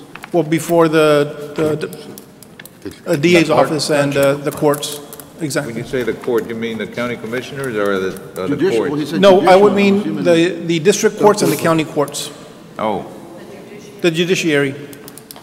okay. Yeah, I mean, and you mean instead of requesting that they wait a week and apply and request that we do it? Excuse me? What happened to that deal that county commissioner's court cannot tell an how do you call it, an elected official not to do with what to do with their budget? Well, it's a catch-22 on that, Commissioner. Yeah, no, I understand that. But I mean, they're going to come in and say, we're an elected official, we get our budget, and this is what we can do. But then the comeback on it, we control the budget. No, but there was something that, remember, Judge, we looked at one time, and there's a state statute that said that you couldn't tell an elected official what to do with their budget. That's correct, Commissioner. There is a sphere of authority that elected official cannot be Can Commissioner's Court impose this on an elected official? Yes, however, we're recommending that this get approved as, it would be a recommendation to those elected officials that they adhere to this, Again, this would be able to help alleviate our shortfall, be able to rebuild our fund balance so that we would not have to have any type of reduction in force, even within elected officials. Again, we are within the budget process. If we don't do something to be able to alleviate the fiscal imbalance that we currently have, it would be a recommendation of our office, of my office, to then request a reduction in force for elected officials and for all other county officials. In other words, they need to come to Commissioner's Court. Yeah, I think what Commissioner Flores was referring to is that the That way elected we'll know official had what's the same going on sphere of and keep track authority of it. as the commissioner, Sure. so you cannot tell But them. the only difference is the Commissioner's Court set the budget. That's about the only thing, that you have Yeah, the correct. power of the So, strength. yeah. But that's about it. Well, All right, we have a motion to approve this hiring freeze through the remainder of 2013, except for law enforcement personnel. I need a second. with some exceptions. Yeah, law enforcement. Well, Somebody made a motion? what about it? Well, also to include the exclusion that on, God, how did you make it? Say road and bridge, I mean. Yeah, road and bridge, sanitation, Contingent on Oh, sanitation is part of general fund. Contingent it would be contingent on an emergency type of basis Okay, for That's the shortage So of deliveries. except for law enforcement and road and bridge yeah, issues. But that include sanitation or what? to include sanitation. Yes, that would include Everything sanitation. that deals with road and bridge. Yeah, okay. But again, I Okay. think on the elected officials, it's just a recommendation, it's not a requirement. It is a Well, but we're requesting recommendation. that they adhere to the hiring freeze, yes, sir. All right, is that? We'll send correspondence to all elected I officials need a and motion department heads. to, Move for approval? second. Those in favor indicate by saying aye. Aye. Aye, motion carries.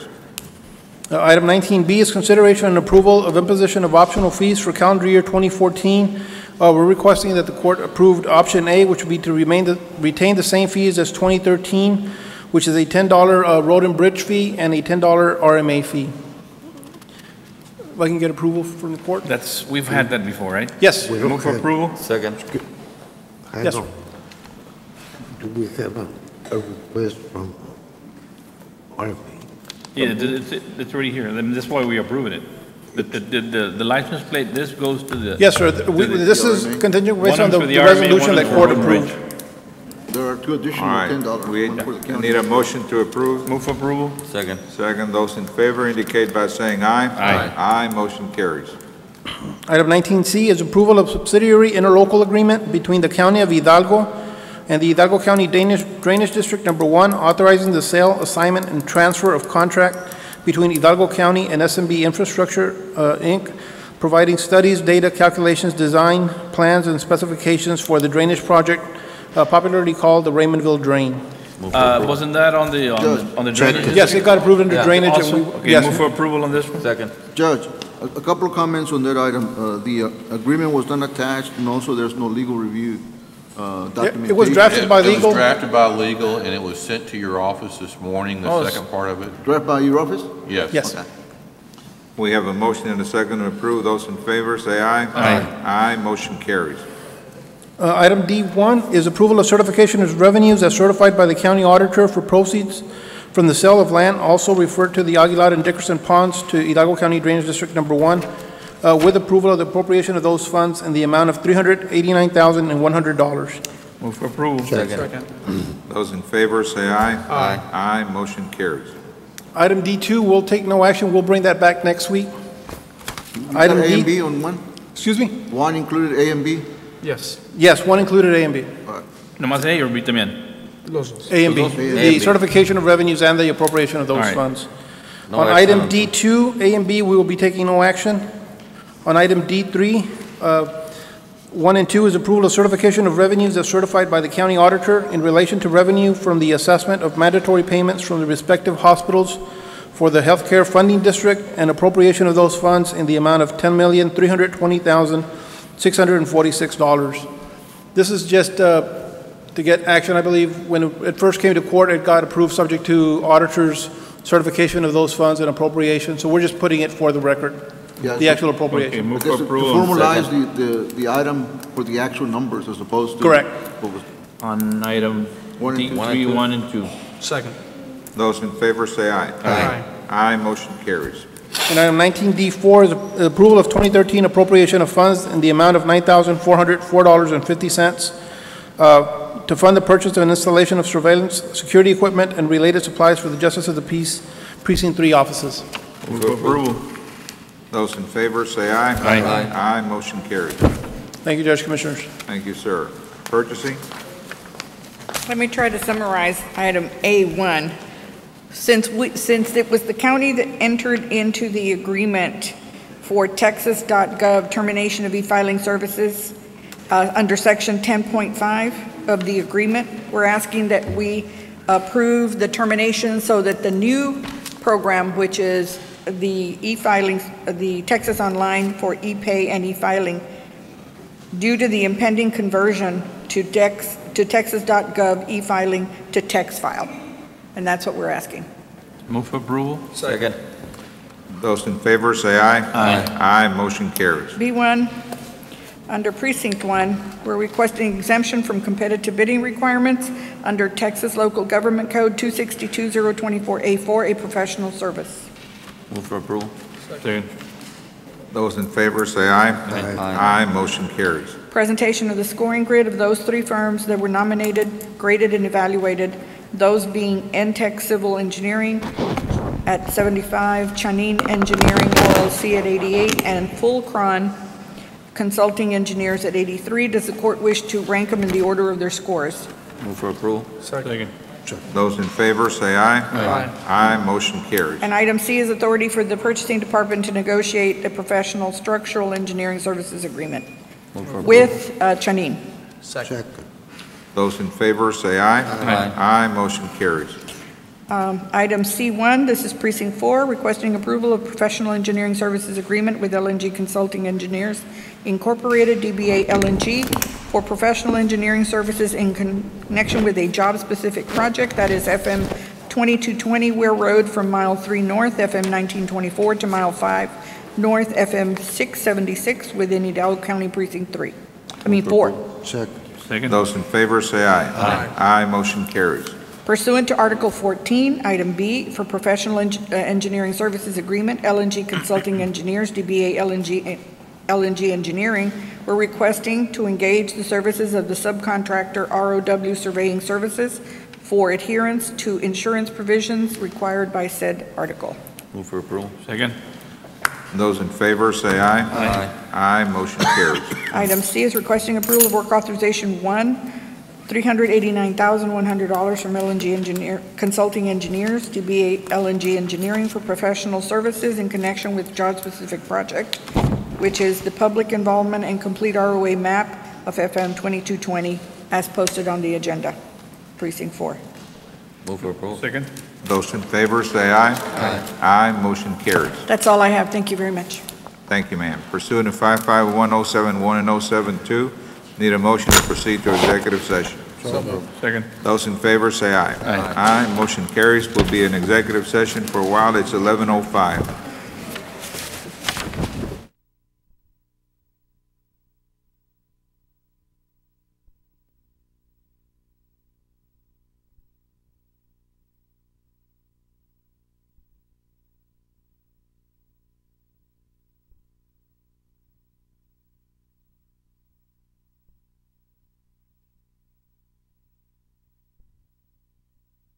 All right, we're back in open session. Mr. Garrett. Thank you, Judge, Commissioners. Let me just give me 1 second here to get organized. Judge, under open session, item 22A, real estate acquisition appropriation for same, there is no action today. Item 22B, pending under potential, there is no action. Item 22C, Judge, Commissioners, for the claimant Ramiro Fonseca, Judge, Commissioners, I'd like settlement authority to make an offer in the amount of $339.80. Move for approval. Second. Those in favor, say aye. Aye. Aye, motion carries. And item 22D, claim of Fernando Garza.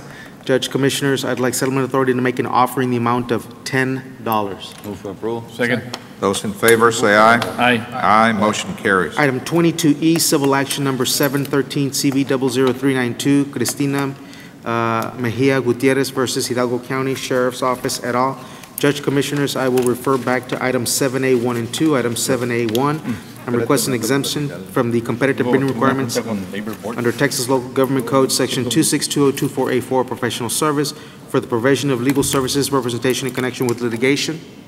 I could have a motion to that effect? Second. Those in favor, say aye. Aye. Aye, motion I carries. need to abstain. All right, for the record, we have one abstention. Okay, who made the motion? I did. Second. Monica, can you bring that affidavit for Joseph? And we have, we have a vote. Need a in the- motion to adjourn? No, Judge. We had a vote in the affirmative? Yeah. Okay. Item 7A2, I'm requesting the engagement with the firm of Rick Palacios and Associates for the provision of legal services representation in connection with litigation and authority to submit a letter of engagement, specifically item 22E, civil action number 713CV00392, Cristina Mejia Gutierrez versus Hidalgo County Sheriff's Office et al. He's going to need an affidavit. Need action? Yes, please. Move for approval. Those in favor, say aye. Aye. Aye, motion carries. Mingo, I can see you now. Item, and Judge Commissioners, item 22F, under economic development, there is no action at this time. I need a motion to adjourn. Second. Those in favor, say aye. Aye. Meeting's adjourned. Thank you, gentlemen.